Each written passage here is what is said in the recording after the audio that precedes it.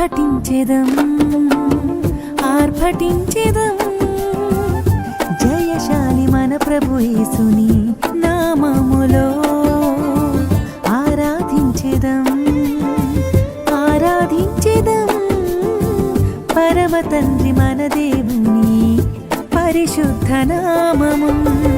స్తోత్రము దేవా స్తోత్రము దేవా తండ్రి కుమారా పరిశుద్ధాత్ముడా.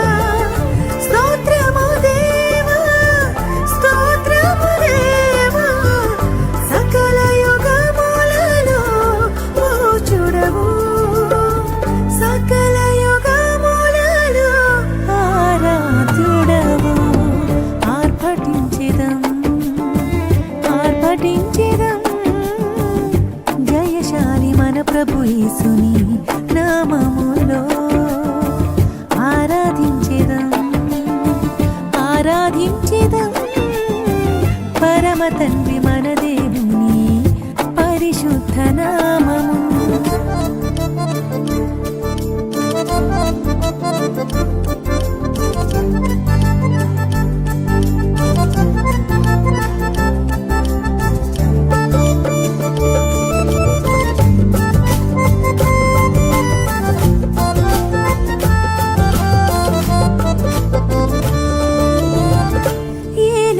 దేవా నీవే నా సృష్టికర్తవా ప్రభు యేసు రక్తములో నన్ను విమోచించావు. ఎలోహిం దేవా నీవే నా సృష్టికర్తవా ప్రభు యేసు రక్తములో నన్ను విమోచించావు. నూతన సృష్టిగా నన్ను మార్చినావు. నూతన గీతము నా నోట ఉంచావు. నూతన గీతము నా నోట ఉంచావు. ఆర్భటించెదం ఆర్భటించెదం జయశాలి మన ప్రభు యేసుని నామములో ఆరాధించెదం ఆరాధించెదం పరమ తండ్రి మన దేవుని పరిశుద్ధ నామము.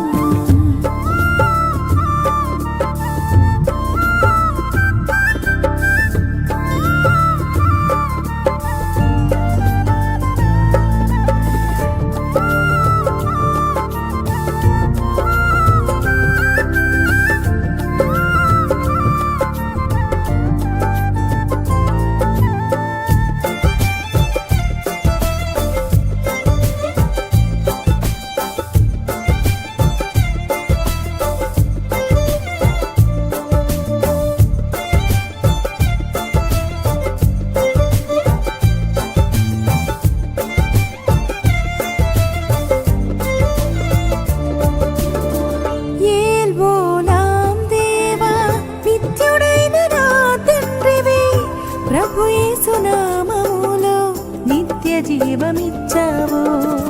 ఏల్వోలాం దేవా నిత్యుడైన నా తండ్రివి ప్రభు యేసు నామములో నిత్య జీవమిచ్చావు. నా యత్రాస్ నీవే నా మంచి వైద్యుడా పాపపు రోగమును మార్పిన దేవుడా పాపపు ఆర్భటించెదం ఆర్భటించెదం జయశాలి మన ప్రభు యేసుని నామములో ఆరాధించెదం ఆరాధించెదం పరమ తండ్రి మన దేవుని పరిశుద్ధ నామము.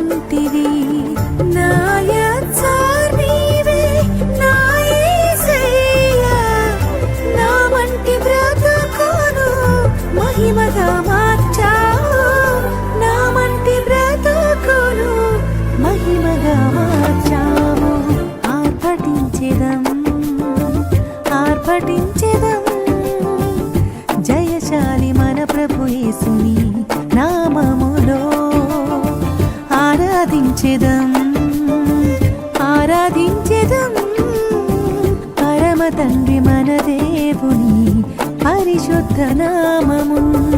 స్తోత్రము దేవా, స్తోత్రము దేవా, తండ్రి కుమారా పరిశుద్ధాత్ముడా. స్తోత్రము దేవా, స్తోత్రము దేవా, సకల యుగములలో పూజ్యుడవు, సకల యుగములలో ఆరాధ్యుడవు.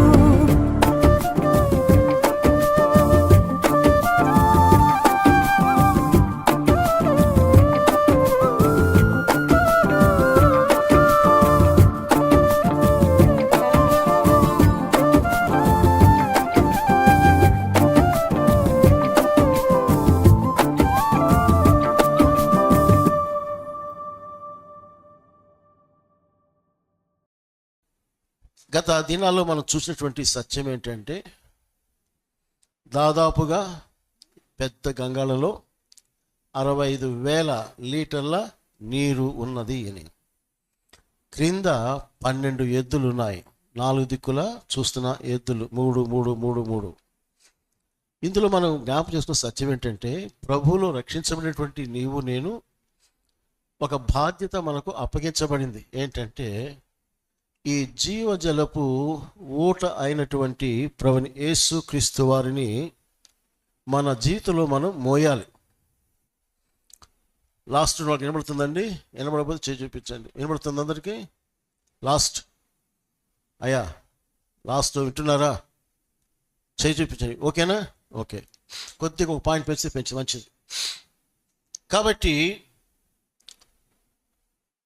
ఈరోజు క్రైస్తవ విశ్వాస యొక్క బాధ్యత అనేది మనం గుర్తుంచుకోవాలి. ఇప్పుడు సంఘం ఎలా అయిపోయిందంటే, సేవకులు కానివ్వండి, విశ్వాసులు కానివ్వండి, ప్రభు మోపినటువంటి బాధ్యతను మనము మర్చిపోయేవారంగా ఉంటున్నాం. ఒకటి, లేదన్నా మర్చిపోలేదంటే ఇంకొకటి ఏంటంటే తేలిగ్గా తీసుకున్నాం.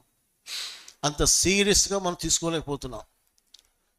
యేసు ప్రభువారు మత్తయి సువార్త 11:28-29 వచనాలు ఆయన చెప్పిన మాటలు గమనిస్తే, నా ఎద్దకు రండి, నేను మీకు విశ్రాంతిని కలుగచేతు చెప్పిన ప్రభువే, మీ మీద నా కాడి ఎత్తుకుని నా యొద్ద నేర్చుకుని అన్నాడు. అంటే కాడి మోయాలి. అది పాప భారం పోయింది, సువార్త భారం మన మీద మోపబడింది అని గుర్తించాలి. ఏమండి, పోయినసారి మనం కొన్ని లేఖనాలు గమనించాం. సువార్త భారము జీవజలపు ఊటని క్రీస్తును మోటికి బదులు అనేక దేవునికి విరోధమైనటువంటి స్వభావాలు మనం మోస్తూ ఉన్నాం. జీవిత భారాలు మనం మోస్తూ ఉన్నాం. దేవునికి మహిమను తేలేకపోతున్నామని మనం దేవుని వాక్యంలో హెచ్చరించబడినటువంటి లేఖనాలు కూడా మనం చూసాం. పిల్లలు గమనించండి, మన జీవితంలో యేసు క్రీస్తు ప్రభువే, యేసు క్రీస్తు ప్రభు మాత్రమే జీవజలపు ఊట అయితే, ఇక ఎవరు కూడా లోకంలో మానవుల యొక్క ఆత్మదాహం తీర్చలేరు అని నువ్వు గట్టిగా నమ్మినట్లయితే, ఖచ్చితంగా నువ్వేం చేయాలంటే ఆ జీవజలపు ఊటటువంటి క్రీస్తును నువ్వేం చేయాలి? మోసుకొని వెళ్ళాలి. ఎక్కడికి వెళ్ళాలి? ఎంత దూరం వెళ్ళగలిగితే అంత దూరం వెళ్ళండి. కుటుంబస్తుల దగ్గరికి వెళ్తారా? ఇరుగు పొరుగు వారి దగ్గరికి వెళ్తారా? గ్రామంలో ఉన్న ప్రజల దగ్గరికి వెళ్తారా? పట్టణంలో ఉన్న ప్రజల దగ్గరికి వెళ్తారా? రాష్ట్రంలోకి వెళ్తారా? దేశంలో పలు రాష్ట్రాలకు వెళ్తారా? ప్రపంచంలో ఉన్నటువంటి అనేక దేశాలకు వెళ్తారా? అది దేవుని చిత్తంలో నీవు నేను చేసినటువంటి గొప్ప పరిచర్య భారం మన మీద మోపబడిందండి. ఇక్కడ యేసు ప్రభునందు విశ్వసించిన వారి జీవితంలో ఒక గొప్ప అనుభవం పొందుతామని యేసే చెప్పాడు. ఒకసారి యోహాను సువార్తలో 7వ అధ్యాయంలో 38-39 వచనాలు దయచేసి గమనించాలి. యోహాను సువార్త, నేను చెప్పింది కూర్చాగండి. యోహాను సువార్త 7వ అధ్యాయంలో 38-39 వచనాలు అందరూ చూద్దాం. నా యందు విశ్వాసము ఉంచువాడెవడు లేఖనము చెప్పినట్లు వాని కడుపులో నుండి జీవజలదులు పారునని బిగ్గరగా చెప్పాను. తనందు విశ్వాసముంచువారు పొందబోవు ఆత్మను గూర్చి ఆయన ఏ మాటలు చెప్పాను. యేసు ఇంకను మహిమపరచబడలేదు గనుక ఆత్మ ఇంకను అణగింపబడి ఉండలేదు. పిల్లలు గమనించండి, యూదులకు కొన్ని పండుగలు ఉన్నాయి. అందులో పస్కా పండుగ, పులిన రొట్టెల పండుగ, ప్రథమ ఫలముల పండుగ ఇలాగున్నాయి. ఇప్పుడు సరిగా చెప్పాలంటే యేసు క్రీస్తు ప్రభువారు ఆయన తిరిగి లేచి 40 దినాలు శిష్యులకు సజీవునిగా ప్రత్యక్షపరుచుకొని వెళ్ళాడు. శిష్యులందరూ మేడగదిలో చేశారు చెప్పండి, ఏక మనసుతో ప్రార్థన. ఎన్ని దినాలు చేశారు? 10 దినాలు చేశారు. అంటే అప్పటికి ఏమైందంటే 40 దినాలు ప్లస్ 10 దినాలు, ఎన్ని దినాలు అయినా ఇక్కడికి 50వ దినము జరిగే పండుగ ఏంటంటే యూదులకు పెంటెకోస్ట్ పండుగ. అదే పండుగ, అది ప్రథమ ఫల పండుగ, పెంటెకోస్ట్ పండుగ, 50వ దినం. పెంట అంటే 50వ దినము అని అర్థం. కాబట్టి ప్రియులారా, ఇంకొక 10 దినాలకు యేసు తిరిగి సజీవుడు లేచి వెళ్ళి కనబడి వెళ్ళిపోయే దినం వరకు 50 దినాలు లెక్కేసుకోవాలి. ఈ రోజు నుంచి రేపటి నుంచి. లేకపోతే ఈ పండుగలు గమనించండి, యేసు ప్రభువులో నెరవేర్చబడుతున్నాయి. అదేదో ఆషామాషిగా యూదుల పండుగ వచ్చి దేవుడు రాయించలేదు. అందుకని బైబిల్లో అనేకమైనటువంటి లేఖన సత్యాలు యేసు ప్రభులో నెరవేర్చబడి ఉన్నవి ఇంకా కొన్ని ఉన్నాయి. ఏమండి, ఆ పండుగల ప్రకారంగా ప్రభు తిరిగి రాబోతున్నాడని కూడా చెప్పబడుతుంది. కాబట్టి ఇక్కడ ప్రభు అంటున్నాడు, నా యందు విశ్వాసం ఉంచు వారి కడుపులో నుండి జీవ జలములు లేక జీవ నదులు పారును. కాబట్టి ఇది ఒక మాట గమనిస్తారా? నువ్వు రక్షించబడి ఉన్నట్లయితే నేను అడిగే ప్రశ్న, సింపుల్ క్వశ్చన్, నీలో అనుభవం కలిగిందా? రక్షించబడ్డాను అని చెప్తున్నావు కదా, మంచిదే, ప్రభుని ఆరాధిస్తున్నావు, మంచిది. కానీ జీవజల నదులు నీలో ప్రవహిస్తున్నాయా అనేది ఒక ప్రశ్న. ఎప్పుడు జీవజల నదులు ప్రవహిస్తాయంటే పెంటెకోస్తు పండుగ దినమున పరిశుద్ధాత్ముడు వారి మీదికి వచ్చినప్పుడు అక్కడి నుంచి వారిలో ఏం ప్రవహించాయి? జీవజల నదులు ప్రవహించాయి. అది గుర్తుపెట్టుకోండి. రక్షణ పొంది చాలు అనుకుంటే నీ ద్వారా దేవుడికి ఏమీ ప్రయోజనం లేదండి. ప్రతి విశ్వాసి కూడా దేవుని ఆత్మచేత అభిషేకించబడాలి. ఇక్కడ చాలామందికి రకరకాల ప్రశ్నలు ఉన్నాయి. రక్షించబడ్డప్పుడు పరిశుద్ధాత్మ ద్వారా కదా నాకు రక్షణ దొరికింది. వాస్తవమే. మరి మేడగదిలో ఉన్న ప్రజలందరూ కూడా విశ్వాసం వచ్చి రక్షణ అనుభవం పొందలేదా? పొందారు. ప్రభు శిష్యుతో వస్తున్నాడు, మీ పేర్లు పరలోకమందు ఎక్కడ రాయబడ్డాయి? జీవితంలో రాయబడి చెప్పాడు. రక్షణ వరకు ఓకే, కానీ ఆయన కాడి మోయాలి. ఈ జీవజలముల ఓటలు ఆ యొక్క గంగాళమును మనం ప్రజల వద్దకు మోసుకొని పోవాలంటే అది శక్తి చేతను బలం చేతను కాదు, దేవుని ఆత్మ వల్లే జరుగును. అది గమనించండి. ఈరోజు చాలామంది విశ్వాసులు ఉన్నారు సంఘాల్లో, కానీ ప్రభు కొరకు బలముగా సాక్షులుగా మండి ప్రకాశించేవాళ్ళు ఎంతమంది ఉన్నారంటే అందరూ కాదు. ఈ లోటును గమనించాలా. ప్రభుని అడుగుతాను, అడుగు వారికి పరిశుద్ధాత్మను ఎంతో నిశ్చయముగా అనుగ్రహించిన ప్రభు వాగ్దానం చేశాడు కదా. కాబట్టి ఇది ఈ మెట్టులోకి నువ్వు రావాలి. మెట్టులోకి నువ్వు వస్తే నేను ఎవడు ఆపలేడు. ఆ ఊటను ఉబుకుతుండగా ఎవడు ఆపలేడు. అదనమాట. నువ్వు మౌనంగా ఉండలేవు, ఆగలేవు. యేసయ్యను ప్రకటిస్తూ జీవిస్తావు. యేసయ్యని గురించి మాట్లాడకుండా చెప్పకుండా ఉండలేవు అనేది వాస్తవం. ఈరోజు అడుగుతున్నాను, మీరు ఎంతమంది వ్యక్తిగతంగా యేసు క్రీస్తు ప్రభు యొక్క శిలువ ప్రేమ గురించి పునరుద్ధానం గురించి ప్రకటిస్తూ వచ్చారు? మనం సువార్త పెట్టాం, రన్ ఫర్ జీసస్, లేకపోతే ఈరోజు సాయంత్రం రెట్టపల్లి. అది కాదు, పర్సనల్గా వ్యక్తిగతంగా నీవు యేసు ప్రభును అనుభవిస్తూ కొందరికైనా నీవు ఆయన సజీవుడు, నీకోసం ప్రాణం పెట్టి లేచినటువంటి రక్షకుడిని చెప్పగలుగుతున్నారా అని ప్రశ్న వేస్తున్నాను. ఇప్పుడు నేను ఈ సందర్భంగా నేను ఒక వ్యక్తిని నేను మీకు ప్రియుల జ్ఞాపకం చేస్తాను. ఆ వ్యక్తి ఎవరంటే ఒక స్త్రీ, సమరయ స్త్రీ. పునరుద్ధానంలో కూడాను స్త్రీ పాత్ర చాలా ఉంది. మొదటిగా ప్రభు ప్రత్యక్షపరచుకుంది స్త్రీలకే. అందుకే ఇందాక పాటలు కూడా స్త్రీలు వచ్చారు. ఖాళీ సమాధి చూశారు, తర్వాత వచ్చారు పేతురు, యోహానులు, అది వేరే.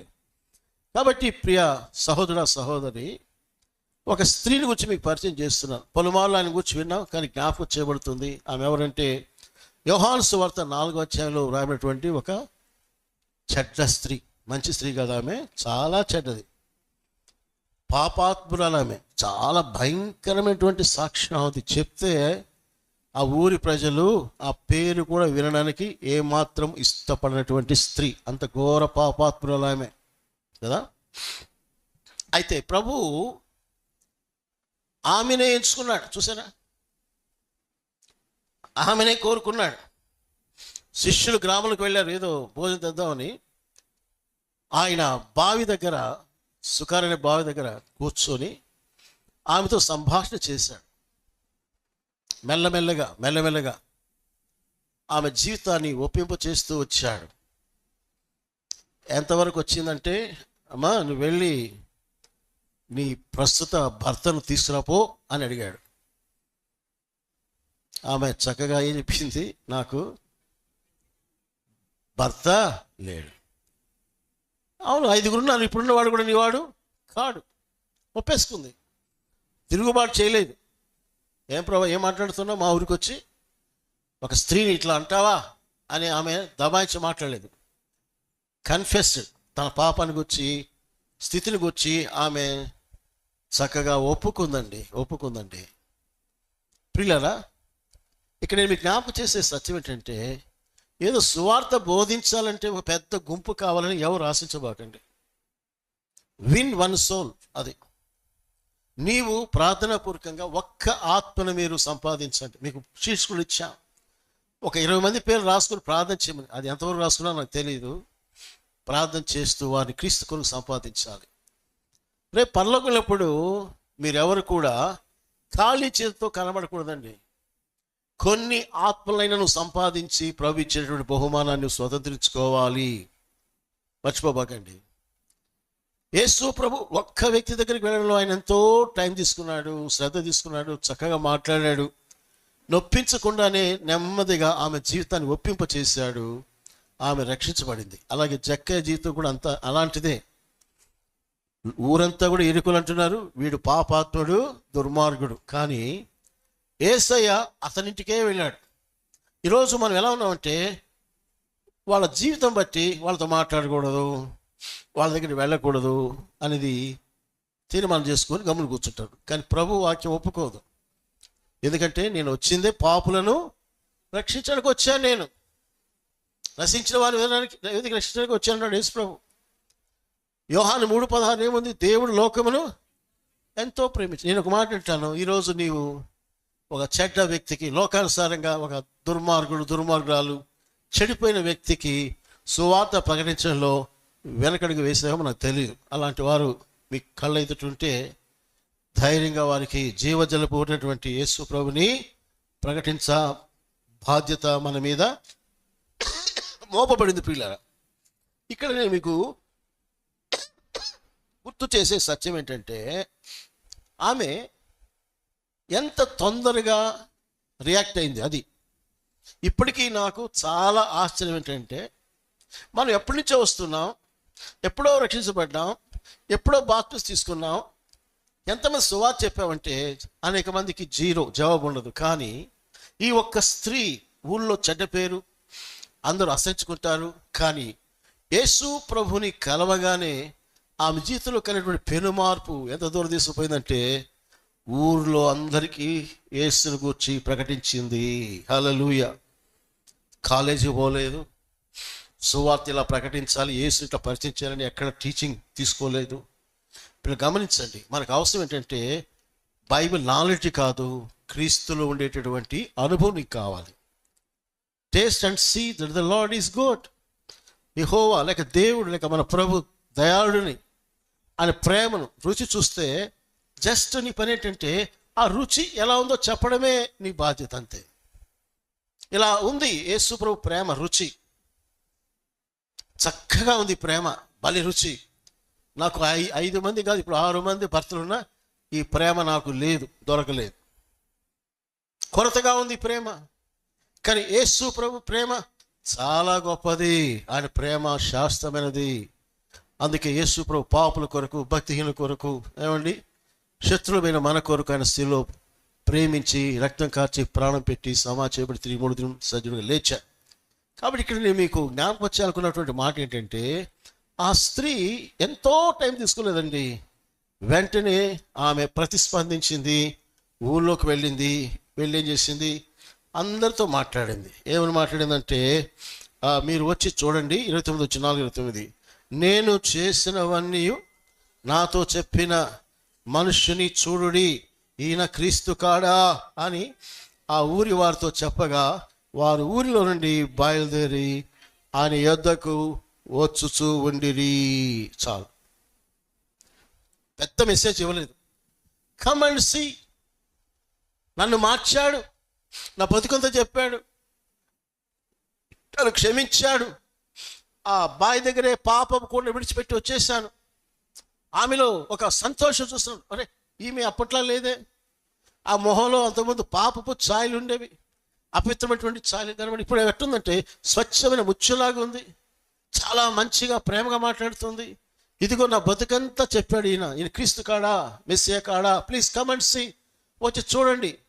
మరి వ్యక్తిగత సాక్ష్యాన్ని ఎవరు కాదనగలరు? అందుకనే ఊరి వారందరూ వచ్చారు. తరువాత ఆయన మాటలు విన్నారు. అయ్యా, మా ఊళ్ళోకి వచ్చి 2 రోజులు రమ్మని చెప్పి అడిగారు. ప్రభు వాళ్ళతో ఉన్నాడు. వాళ్ళు అన్నారు, అమ్మా నువ్వు మాట్లాడాల్సిన పనిలే, నిజముగా ఆయన ఎవరైనా లోక రక్షకుడని మేము కూడా తెలుసుకున్నామని ఆ ఊరి వారు అనేక మంది ఆ ప్రభునందు విశ్వాసం ఉంచిన వారుగా ఉన్నారండి. సో నీ చెప్పే మాట ఏంటంటే, దినములు కొద్దిగా ఉన్నాయి, లోకంలో మానవులు పాపపు దాహంతో నశిస్తున్నారు. వారు అలాగే చనిపోతే వారి ఆత్మలు నరకంలో కూడా ఆ ధనవంతుడి వలె దాహము గొలుసు వేదన పడాలనే సంగతి ప్రభు చెప్పాడు. కాబట్టి మినిమం రెస్పాన్సిబిలిటీ ఏంటంటే, ఏదో రీతిగా వారికి నీ జీవిత సాక్ష్యం పంచుకోండి. ఏదో రీతిగా. నేను చాలాసార్లు ఈ ట్యాక్సీలో, ఆటోలో ప్రయాణం చేసినప్పుడు ఎక్కువగా నేను పంచుకుందంటే నా సాక్ష్యం పంచుకున్నాను. సాక్ష్యాన్ని ఎవరు కాదలేరండి, ఎవరు కాదు. డ్రైవర్తో అంటారు, బాబు నీ పేరేంటి, అది చెప్పుకోసి. సరే, నేను కూడా బాబు, నేను ఒకప్పుడు చాలా భయంకరమైన స్మోకర్గా, చైన్ స్మోకర్గా ఉన్నానయ్యా. అట్లా సార్, అవును, సినిమా పిచ్చి, బలి పిచ్చిలు నాకు, పుస్తకాలంటే చెత్త పుస్తకాలు, రౌడీగా ఉన్నాను. వాళ్ళు ఆసక్తి వింటారు. విని ఆఖరిగా ఉంటారంటే, నా జీవితం మా నాన్న మార్చలేదు. మా నాన్న పోలీస్ సర్వీస్ పెట్టే కానీ ఆయన నన్ను మార్చలేదు. నా టీచర్స్, నా లెక్చర్స్ మార్చలేదు. ఒక వార్త విన్నాను, యేసుపురం వచ్చి ఆ సిలువ ప్రేమ నన్ను మార్చింది. ఆలోచించే, ఒక చైన్ స్మోకరు, సినిమా పిచ్చోడు యేసుప్రభు నమ్మిన వెంటనే మారిపోతాడా? నేను మారాను, నువ్వు కూడా మారితే మంచిది. సింపుల్ వేలో మనము సువార్తను సాక్ష్యం ద్వారా పంచుకుంటే ఈ స్త్రీలాగా చాలా బాగుంటుందండి, చాలా బాగుంటుంది. లేదు అంత ధైర్యమో లేకపోతే అంత ఓపిక లేదుకుంటే కనీసం ఆ చేతిలో ఒక కరపత్రికనే పెట్టండి. ఏదో రీతిగా నాకు దేవరాజన్న మన మందిరంలో ఉండే ప్రభులు ఎదిరించాడు, గుర్తుకొస్తున్నాను. ఆయన ఏం చేసాడంటే, నాకు తెలిసి కరపత్రికలు అనేకమైనవి సినిమా నటులకు పంపించేవాడు, పోస్తారు. అప్పట్లో రాజకీయ నాయకులు పంపించేవాడు. ఆయన పర్వాలేదు అంటే వారికి సువార్త అందించబడాలి. కాబట్టి ఇక్కడ ఈ యొక్క ఎద్దులు ఈ యొక్క తొట్టిలో ఉన్నటువంటి నీటిని మోయడం అంటే అర్థం ఏమిటంటే, సువార్తను మోసుకొని పోయేటటువంటి ఎద్దుల వలె నీవు నేను ఉండాలి అనేది ప్రభు నీతో నాతో మాట్లాడుతున్నటువంటి మాట. దీనికి అనేకటువంటి సందర్భాలు బైబిల్లో ఉన్నాయి. అవన్నీ చెప్పేదానికి సమయం లేదు. ఒకవేళ అనుకోవాలంటే మీరు అపోస్తల కార్యములో 8వ అధ్యాయంలో 25 చదివితే, ఐథియోపియటువంటి అధికారి, నపుంసుకున్నటువంటి ఆ వ్యక్తికి సువార్త ప్రకటించుటకు దేవుడు ఎవరు పంపించాడు? సువార్తటువంటి ఫిలిప్పును పంపించాడు. చూసారా, ఎంతో ఉజ్జీవం ఉన్నటువంటి దినాల్లో అక్కడి నుంచి ఫిలిప్పుని దేవుడు ఆత్మ గో, ఎక్కడ పోవాలా, గో టు ద విల్డర్నెస్, అరణ్యానికి పోమన్నాడు. అయ్యో, ఇంత పరిచర్య! దేవుని ఆత్మచేత నడిపించబడ్డాడు, వెళ్ళాడు, యెషయా చదువుతున్నాడు. నువ్వు చదివింది గ్రహిస్తున్నావా? లేదు. ఎక్కాడు, సువార్త చెప్పాడు. ఎంత టైం పట్టిందండి? గ్రహించాడు, ఒప్పించబడ్డాడు. వెంటనే అక్కడ నీరున్నాయి, బాప్తిస్మం ఇమ్మన్నాడు, బాప్తిస్మం ఇచ్చి సంతోషం వెళ్ళిపోయాడు ఆయన. ఈ రోజులు ఎన్నిసార్లు నీకు సువార్త వస్తూ ఉంది, ఇంకా నువ్వు బాప్తిస్మం తీసుకో. యేసు రక్తంలో కడగబడవు, బాప్తిస్మం తీసుకొని పరిశుద్ధాత్మతో ముద్రించబడవు. దినాలేమో గతించిపోతున్నాయి, చూస్తూ ఉన్నారు కదా. 2026 ప్రారంభమైంది, జనవరి అయిపోయింది, ఫిబ్రవరి అయిపోయింది, మార్చి అయిపోయింది, ఏప్రిల్కి వచ్చాం. ఎట్లా చూస్తే అట్లా వచ్చేసరికి వారం అయిపోతుంది, నెల అయిపోతుంది, సంవత్సరమే అయిపోతుంది. ఈ మధ్య ఒక భక్తుడు చెప్తున్నాడు, ఈ ఏదైనా క్షేమకరమైన సంవత్సరం అంటూ ఉంటే ఒక రకంగా ఈ 2026 కొంతవరకు బెటర్ అన్నాడు ఆయన. ఎందుకంటే ప్రవచనాలు దగ్గరగా వచ్చేసాయి. 27, 28, 29, 30 ఇవన్నీ కూడా వెరీ వెరీ మరి బ్యాడ్ ఇయర్స్, చాలా దుర్దినాలుగా ఉండబోతున్నాయని ఒక దైవజనుడు తన వర్తమానం హెచ్చరించగా నేను విన్నాను. వాస్తవం అది. ఎందుకంటే ప్రస్తుత పరిస్థితులు చెప్తున్నాయి, ఎలుగెత్తి కేక వేస్తున్నాయి, ప్రభు వస్తున్నాడా హో అని. ఇప్పుడు జయ హో, యేసు లేచాడు, నిజమే. ఇంకొక కేక, యేసు వస్తున్నాడా హో, గెట్ రెడీ, పెళ్లి కుమారుడు వస్తున్నాడు, సిద్ధపడండి. కనికలకు ఒక అర్ధరాత్రి కేక వినబడుతుంది. కానీ విచారకరం ఏంటంటే రక్షణ పొందేది లేదు, పొందిన వారు సిద్ధపడేది లేదు. ఏదో లోకంలో కొట్టుకుని పోతున్నారు యవన బిడ్డలు, పెద్దలు కూడా. ఏం చెప్పాలి మీకు? ఇంకా ఎంత నోరు చించుకొని చెప్తే మీకు అర్థమవుతుంది చెప్పండి. నేను అంటాను, వార్త వినంగానే వెంటనే అసలు మీరు ఎలాగంటే, అన్న నాకు బాప్తిస్మం చెప్పి నీళ్ళలో దిగాలి. ఆ నపుంసకుడు అలా చేశాడు, ఇలా ఆలస్యం చేయలే, వెంటనే చేశాడు ఆ పని. ఈరోజు ఎంత కాలం, ఎన్ని సంవత్సరాలు ప్రభునితో మాట్లాడుతున్నా కూడా ఎంత కఠిన మనసు నీకుందో చెప్పలేనండి. నా బాధ ఏంటంటే, ఇంత విని విని విని నీ ఆత్మను నిత్యాగ్ని గుండానికి అప్పగించుకోవడం అంటే అది ఎంత ఘోరం అండి, ఎంత ఘోరం. అది తమాషానా? తీర్పు దినం అంటే తమాషానా? అపోస్తలుల 17వ అధ్యాయంలో ఒక మాట ఉంది, ఏంటంటే మృతుల్లో నుండి యేసుక్రీస్తు లేపడం వలన తీర్పు తీర్చుటకు ఆయన ఆధారము కలుగజేసెను.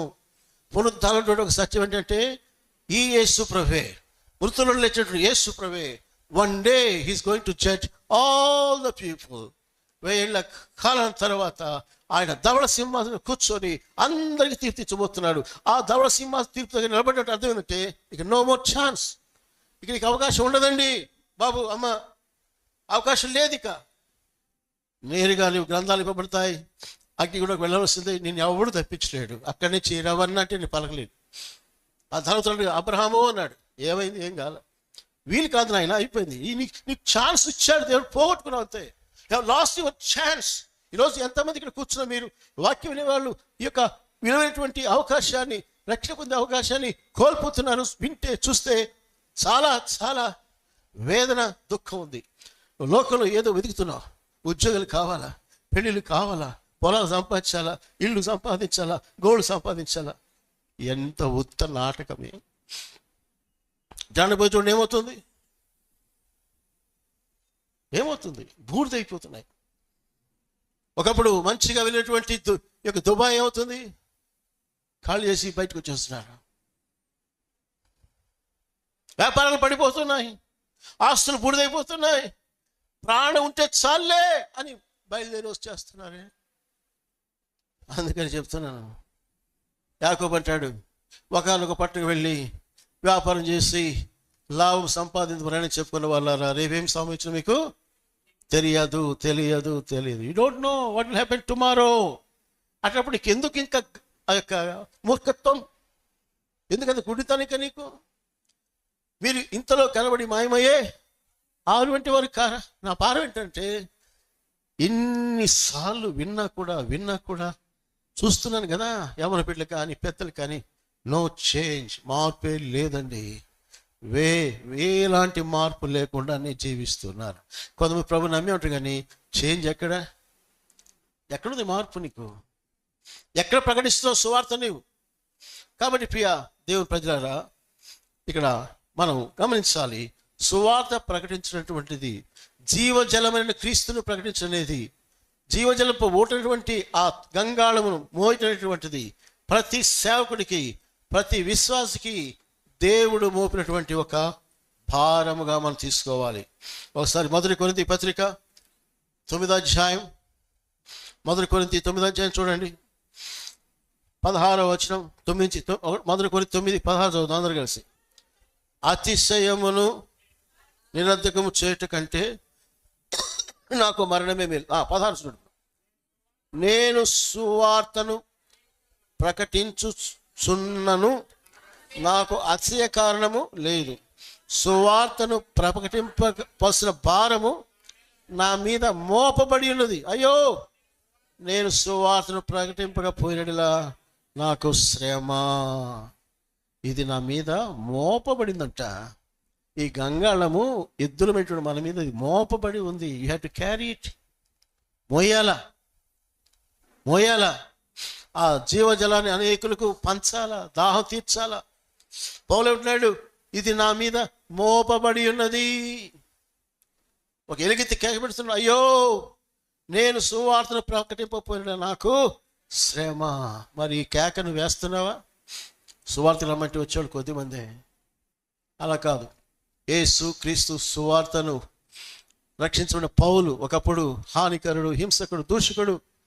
ప్రభు యొక్క ప్రత్యక్షత చూసి మార్చబడినటువంటి పౌలు గారు ఈ సువార్త నేను ప్రకటించకుండా ఉండలేను. రాత్రి మగళ్ళు సువార్తే, సంఘాలు కట్టాలి, ఆత్మ రక్షించబడాలి అనేటువంటి ఒక తన యొక్క జీవిత అనుభవాన్ని ప్రియులారా మనకు ఆయన జ్ఞాపకం చేస్తూ ఉంటున్నాడు.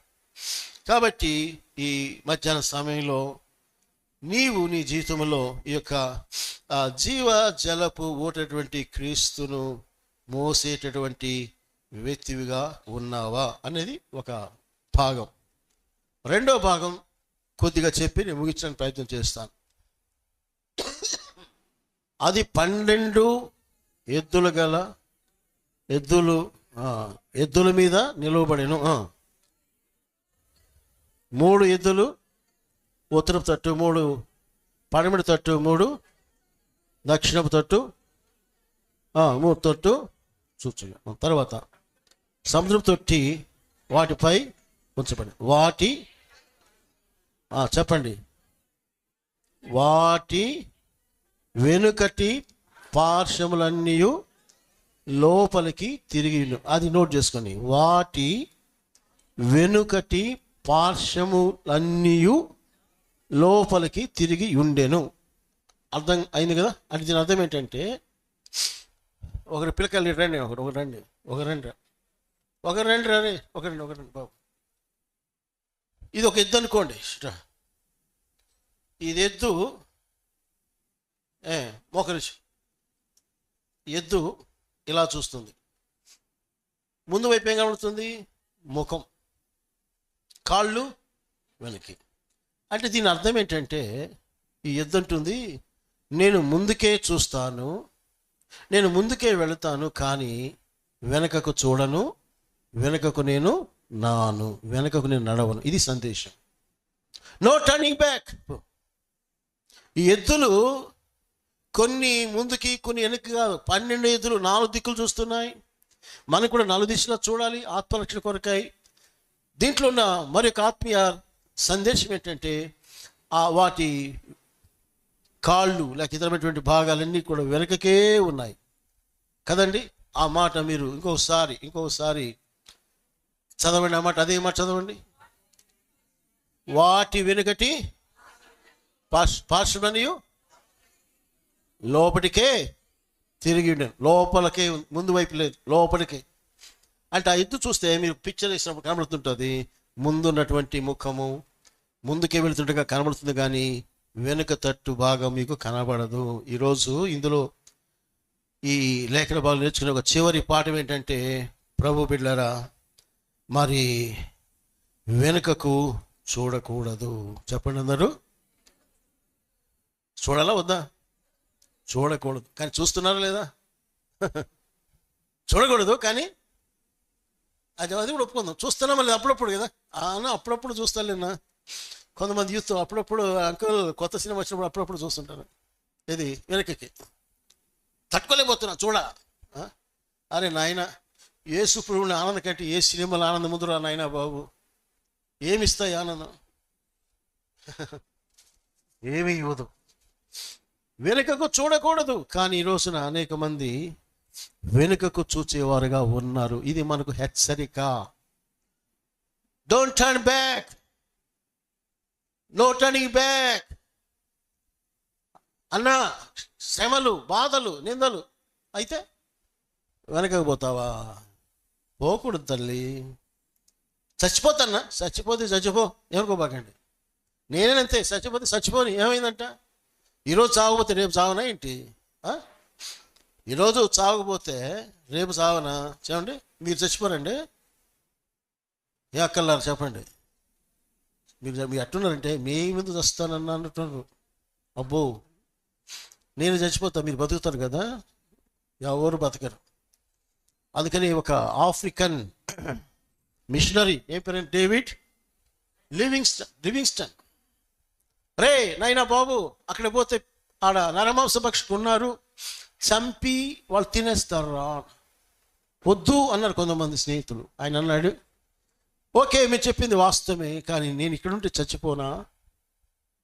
ఈ రోజు చచ్చిపోతే మీరు నన్ను సమాధి చేయరా?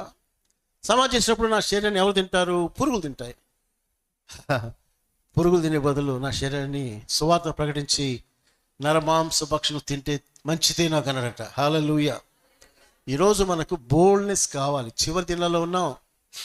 ఇప్పుడు ఇది చెప్పే టైం లేదు, కానీ ఒక కన్ఫ్యూజన్లో ఉన్నారు బోధకులు కూడా. యేసు ప్రభు వచ్చి సంఘం తీసుకుపోతాడా? కొంతమంది బోధకులు లేదు లేదు, ఆల్రెడీ మనం శ్రమలో వచ్చేసామనే వాళ్ళు కొంతమంది ఉన్నారు. ఎత్తబడుకు వచ్చి పక్కన పెట్టేశారు ఇప్పుడు కొంతమంది. కానీ ఎత్తబట్టి ఉందిలేండి, నేను తర్వాత చెప్తాను. ఎందుకు చెప్తున్నానంటే ప్రియులారా, మన జీవితాలు ఎలా ఉండాలంటే చనిపోయి,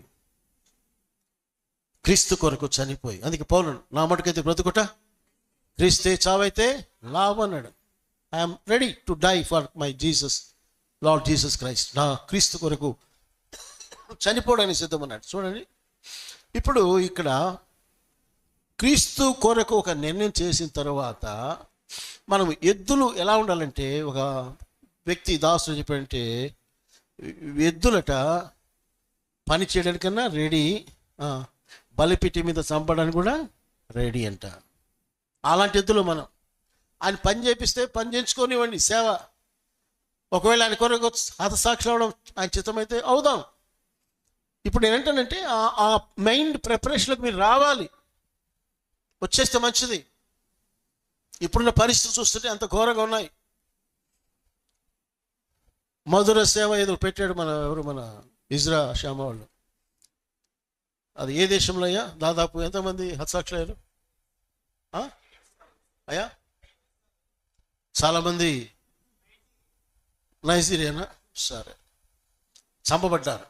ఇప్పటికీ చంపబడుతున్నారు చాలామంది, హతసాక్షులు అయిపోతున్నారు.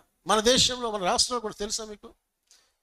కాబట్టి ఏంటను, మన మైండ్ సెటప్ ఎలా ఉండాలంటే సున్నితంగా బ్రతకాలి అనేది పెట్టుకోబాకండి. శ్రమ పడుటకు సిద్ధపడదాం. ఎంత శ్రమ అంటే అవసరమైతే క్రీస్తు కొరకు చనిపోతాను అనేటువంటి సిద్ధపాటు కావాలి. అందుకని ప్రభు అన్నాడు, లూకా సువార్త 9వ అధ్యాయం త్వరగా 62వ వచనం. లూకా 9:62. యేసు ఏమన్నాడు? నాగటి మీద చేయి పెట్టి వెనుక తట్టు చూచువాడు ఎవడును దేవుని రాజ్యానికి పాత్రుడు కాడని వానితో చెప్పాను. ఓకేనా?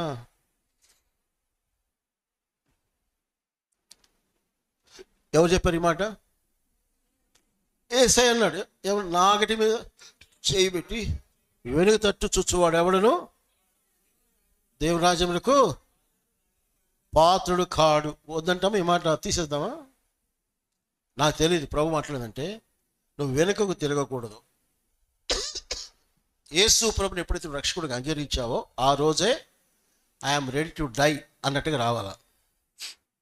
ఈ రోజులు కొంతమంది యేసు ప్రభు ఎందుకు వస్తారంటే లోక సంపాదనలు సంపాదించుకోవడానికి వస్తున్నారు చాలామంది, భోగభాగ్యాలు అనిపించడానికి. కానీ ప్రభు ఏమంటాడు? నిజంగా నువ్వు క్రీస్తు కొరకు జీవిస్తే లోకమందు మీకు శ్రమ కలుగునన్నాడు. సాలవచనండి అని చెప్పే టైం కాదు. ఒక్క విషయం నేను చెప్తాను, వెనుకకు తిరిగి చూడదు. దానికి లోతు భార్య ఏం చేసినామే? వెనుక తట్టు చూసి ఉప్పు స్తంభం అయిపోయింది. డెఫినెట్ చూడబడలేదు, తెలుసు. లోతు భార్య జ్ఞాపకం చేసుకోమన్నాడు యేసయ్య లూకాసు వార్తలో. ఈరోజు కొంతమంది లోతు భార్యలాగా ఇది అగ్నితో కాల్చబడుతుంది బాబు అన్నా కూడా కొంచెం వెనక చూస్తున్నారు. ఏమో ఎవడు తెలుస్తే ఇంకా సంపాదిద్దాం, ఉందాం అనిపిద్దాం. బైబిల్ గ్రంథంలో ఇశ్రాయేలు జీవితం చూస్తే ఎన్నిసార్లు వారు వెనుకకు తిరిగారు లెక్కలేదు. ఐగుప్తు నుంచి బయటకు వచ్చిన అక్కడి నుంచి వాళ్ళ మాట ఎప్పుడైతే go back to Egypt, go back, వెనక్కి పోదాం, వెనక్కి పోదాం, వెనక్కి పోదాం, ఇంక వేరే మాటే లేదు వాళ్ళకి. ఇశ్రాయేలు చరిత్ర, రాజు చరిత్ర చూస్తే ఎంతమంది దేవుని వెంబడింపక వినుదీశారో వివరించలేమండి. చాలా భయంకరంగా ఉంది వాళ్ళ జీవితమే, మన జీవితం కూడా. ఈరోజు చాలామంది చిన్న చిన్న బాధలకు, శ్రమలకు, సమస్యలకు భయపడిపోయి యేసు ప్రభుని విడిచిపెట్టి దూరం అయిపోయేటువంటి పరిస్థితులు వచ్చేసాయి. అయితే ప్రభు అంటాడు, don't turn back, the cross before me, the world behind me. సిలువ ముందున్నది, లోకము వెనుక. ఎంతమంది అలా ఉన్నారు? నా కళ్ళ ముందు యేసే ఉన్నాడు, నేను వెనుకకు చూడను అనేవాళ్ళు ఎంతమంది ఉన్నారండి? ఇది చాలా అవసరం. మరి పునరుత్థాన దిన పండుగ సందర్భంగా ఒక చిన్న సత్యాన్ని జ్ఞాపకం చేసి నేను ముగించేస్తాను. పేతురు జీవితం ఒకసారి చూడండి. పేతురు ప్రభువును ప్రేమించిన మంచి శిష్యుడే, సాహసం చేసేవాడే. అటువంటి పేతురు ఏమన్నాడు? యేసు ప్రభు గెత్సేమనే తోటలో అరెస్ట్ చేయబడిన తర్వాత 3 సార్లు యేసు ఎవరు నాకు అంటే అది వెనక్కి తిరిగినట్టు కాదా? చెప్పండి. వెనక్కి తిరిగాడు. ఇక్కడ నేను ఒక మాట చెప్పని ప్రభు బోధి, అది చెప్పాలి, చెప్పకపోతే బాగోదు. ఏంటంటే ఈరోజు మీరు ఏమంటారంటే, అన్నా అంకుల్ మేము పూర్తిగా యేసుని విడిచిపెట్టి వెనకపోతే కదా అది వెనక్కి తిరగడం అనుకుంటున్నాను. ప్రభు అన్నాడు, నో నో అది కాదు. ఒక చిన్న ఎగ్జాంపుల్ గుర్తు చేస్తాను, వినండి బాగా. ఒక చిన్న ఎగ్జాంపుల్ వినండి, బాగా గుర్తొస్తుంది. మీ అబ్బాయి అమ్మాయి ఉన్నాడు, ఒకవేళ 10th క్లాస్ చదువుతున్నాడు అనుకోండి. కాసేపు అన్ని సబ్జెక్ట్స్లో ప్రారంభంలో 100కి 95 వచ్చాయి, 3 నెలలకి 80 వచ్చాయి, 6 నెలలకి 60 వచ్చాయి, 9 నెలలకి 40 వచ్చాయి. దాన్ని మీరేమంటారో చెప్పండి. అబ్బాయి చదువుతున్నాడు, మీ అమ్మాయి చదువుతుంది, మార్కులు ఏమైనాయి? 99 నుంచి ఇప్పుడు ఎక్కడికి వచ్చింది? 40 దాకా వచ్చాయి. దీన్ని మీరేమంటారు? వీళ్ళు యావరేజ్ కాదు నాన్న బిడ్డ. ఆ స్టూడెంట్ ఇప్పుడు ఎక్కడికి పోయాడు? బ్యాక్వర్డ్ వెళ్ళిపోయాడు. అది టీచర్స్ ఏమంటారు? బ్యాక్వర్డ్ స్టూడెంట్ అంటే అదే కదా. మరి అరే అప్పుడు బాగా చదువుతుంటేవి, 95 మార్కులు వచ్చి ఇప్పుడు ఏంటిరా నీకు 40 మార్కులు ఏంటి? బ్యాక్వర్డ్. ఇట్లా మీరు తీసుకుంటే అది బ్యాక్వర్డ్నెస్ అనమాట, వెనుకకు చూచాను. అదే మీకు అర్థం కాదు చెప్తున్నా.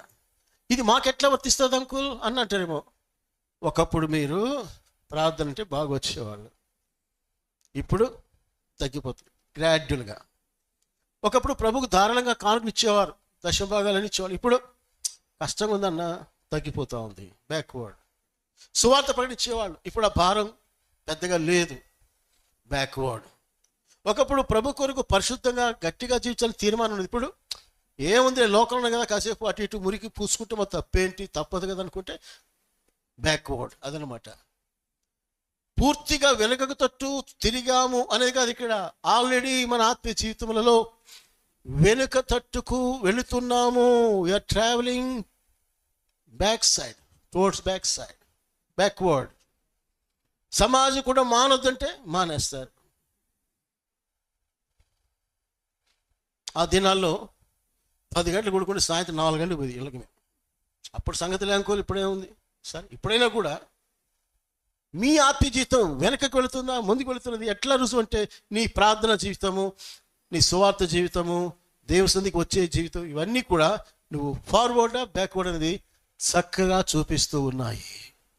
ప్రభు అంటున్నాడు వెనుకన్న వాటిని మారచి, పౌలు అన్నాడు ముందున్న వాటి కొరకై వేగిరి పట్టాడు. ప్రియులారా గమనించండి, ఈరోజు నీ ఆత్మీయ జీవితంలో ఆ భావము, ఆ కోరిక లేకపోతే మనం ఏమవుతా ఉంటే నామకార్థ విశ్వాసులుగా మారిపోయే అవకాశం ఉంది. ఆల్రెడీ చాలామంది ఏరుకోబాకండి నామకార్థపు స్థితికి దిగజారిపోయారు. ప్రేమ చల్లారిపోయింది. ఒకప్పుడున్న ప్రేమ ఇప్పుడు లేదు. బ్యాక్వర్డ్, ప్రేమలో బ్యాక్వర్డ్. ఏమండి, ఒకప్పుడు గంటల ప్రార్థన చేసే జీవితం ఇప్పుడు అంత లేదు, ఓపిక లేదు, బ్యాక్వర్డ్. కాబట్టి ప్రియ దేవుని బిడ్డలారా, నువ్వు వెనుకకు వెళ్ళిపోతున్నావు. మిన్నమ్మ అప్పుడప్పుడు ఒక మాట అంటుంది, కిడ్నీ కొద్దిగా ట్రబుల్ వస్తే ఆమె వాడే మాట ఏంటంటే, ఎవరికైనా సలహా ఇస్తుంది. మిన్నమ్మ ఏమనంటే, కొంచెం ఎక్కువ అనుకోండి క్రియాటిన్, బాబు ఇది జారుడు బండి అంటుంది ఆమె వాడి ఎగ్జాంపుల్ ఏంది, ఇది నీకు కిడ్నీలో క్రియాటిన్ అంటే కొంచెం పెరుగుతూ వస్తుంది. జారుడు బండిలో ఒక టైం వచ్చేసరికి జారిపోతుంది. అంటే ఒక్కసారిగా నీ క్రియాటిన్ పెరిగిపోతుంది, జాగ్రత్త అంట. పాపం కూడా అలాంటిదే, కొంచెం కానీ ఒక టైంలో సుప్పని జారిపోతాం, వెనక్కి వెళ్ళిపోతాం. పిల్లరా, ప్రభు అంటున్నాడు, మీరు సిలువ వైపు చూచి, పరలోకం వైపు చూచి గురి ఎద్దుకే పరిగెత్తుతున్నారా, లేకపోతే ఇంకా వెనుక వాడిని ప్రేమిస్తున్నారా, వెనుక వాటికి ప్రాధాన్యత ఇస్తున్నారా, వెనుక తట్టు చూస్తున్నారని ప్రబడుతున్నాడు. ఇక్కడ నేను మీకు పేతురు జీవితం నేర్పించే ఒక లేఖన భాగంలో చిన్న మాట ఏంటంటే, చూడండి, యోహాను సువార్త 21వ అధ్యాయం చెప్పేసి నేను ముగిస్తాను. 21వ అధ్యాయం యోహాను సువార్త 21వ అధ్యాయం. యేసు ప్రభువు ప్రత్యక్షమైనప్పటికీ కూడా పేతురు కొంచెం చూడండి పాపం చాలా బలహీనంగా కనబడుతున్నాడు. ఎట్లాగంటే ఒక వచనం చూద్దాం, 2వ వచనం. యోహాను 21:2. సీమోను పేతురును, దిదుమా అనబడిన తోమాయు, గలిలోని కానా అను ఊరి వాడగు నతనీయులను, జబదయి కుమారులను, ఆయన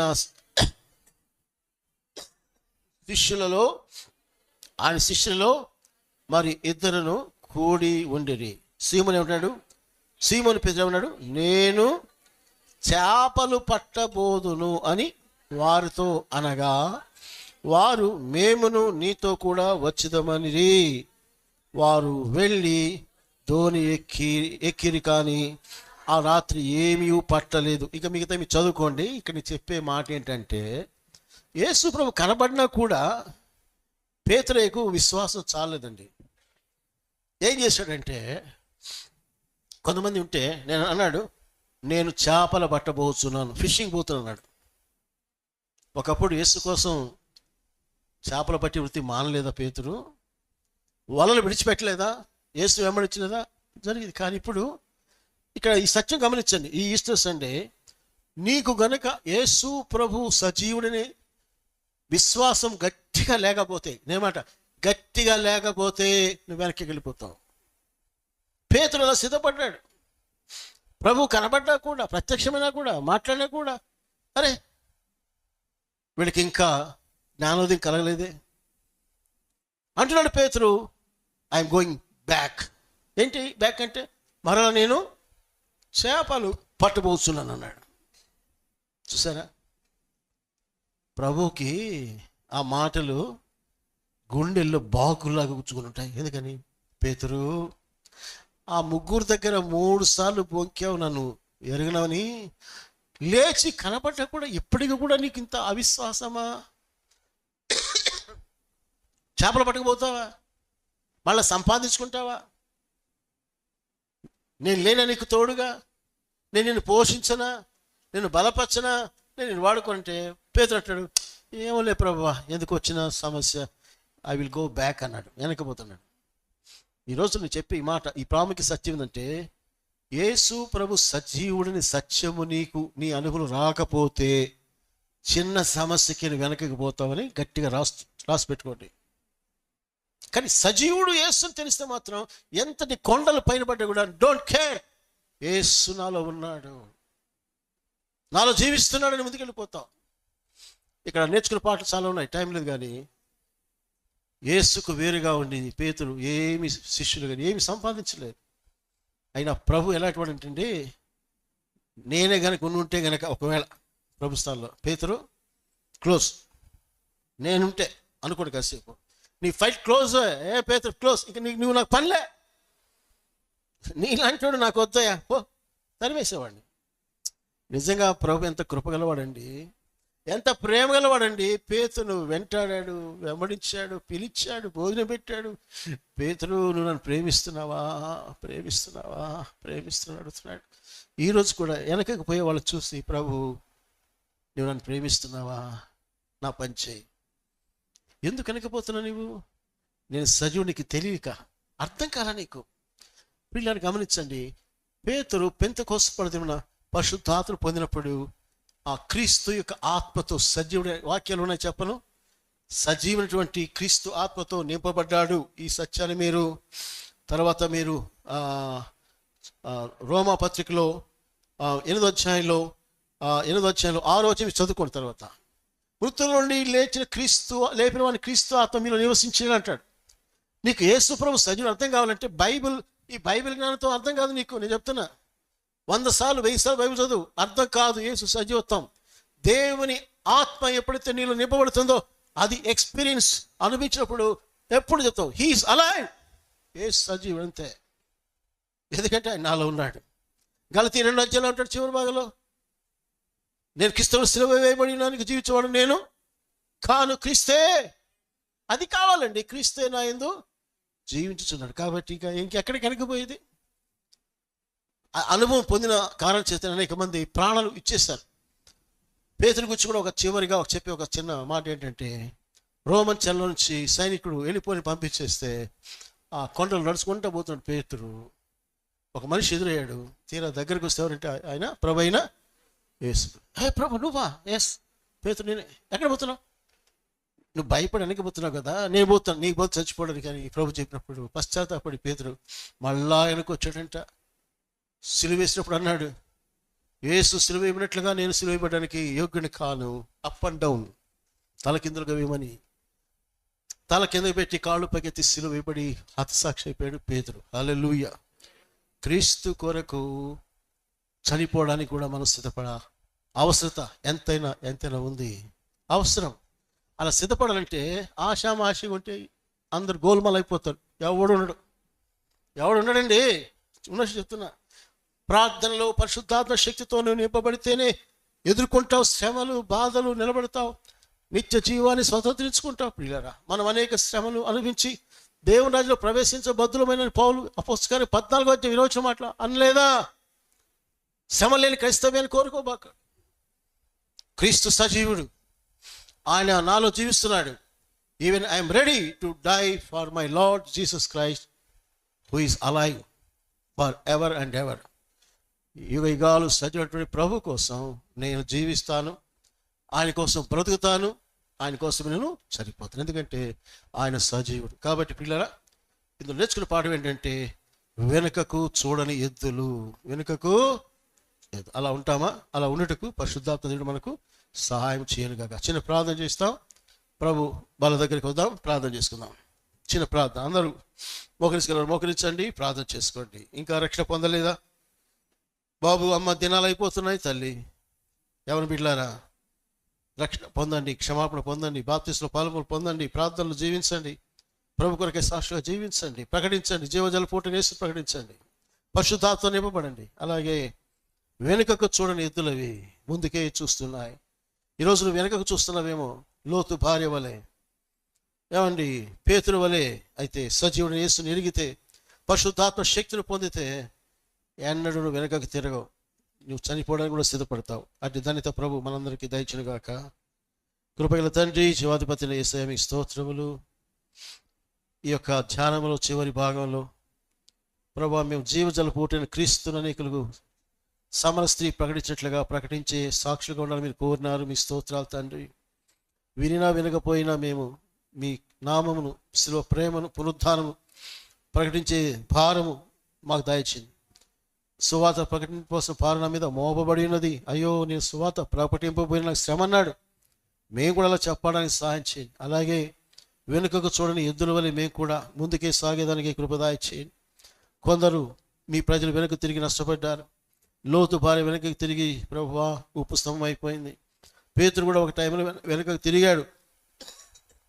ప్రేమతో ప్రభు మీ దర్శించి పెంతెకోస్తు పండుగను ఆత్మతో నింపి అభిషేకించి మీ కొరకై హస్తాక్షేప్ అనేది మీరు ఇచ్చారు. మేము కూడా ఈ లోకం కాసేపే గతించిపోయేదే, దేవలోకం యొక్క ముగింపు దగ్గరగా ఉంది. మేము ప్రాణం కోల్పోయినా కూడా మరణం వరకు నమ్మకంగా ఉండము. నేను నీకు జీవకిరీటం ఇచ్చిందని ప్రకటనలు చెప్పినట్లుగా మేము నమ్మకంగా మీ కొరకై జీవించుటకు సహాయం చేయమని ప్రార్థిస్తున్నాం. మీరు మా కొరకై నమ్మకమైన రక్షకునిగా ప్రాణం పెట్టారు, మరణించారు, సమాజపడి తిరిగి లేచారు. మీ కొరకు మేము జీవించే శక్తిని, ఆత్మ బలం మాకు ప్రసాదించండి. వెనుకకు తిరిగి చూసే మనస్తత్వాలు తీసివేయండి. వెనుకకు చూసి నష్టపడే పరిస్థితులు తొలగించండి. ఆత్మీయ జీవితంలో కొంచెం కొంచెం కొంచెం కొంచెం మేము కిందకి వెనుకకి జారిపోతున్నామని గ్రహించి తిరిగి మా జీవితాలు మరి మీ బలిపీఠం అర్పించుకొని పురుగులు పోవడానికి ప్రోత్సాహం దయచేయని ప్రార్థిస్తూ యోగ్యమైన రొట్టెలో పాత్ర చేసి కృప మాకు దయచేయమని పరిచేసి మీరు బలపరచమని యేసు ప్రభువు నామమున అడుగుచున్నాం తండ్రి, ఆమేన్. నీలో నాలో పరిశుద్ధాత్ముని క్రియా, నీలో నాలో పరిశుద్ధాత్ముని క్రియా, ఇది దేవుని నూతన క్రియా, ఇది దేవుని నూతన క్రియా.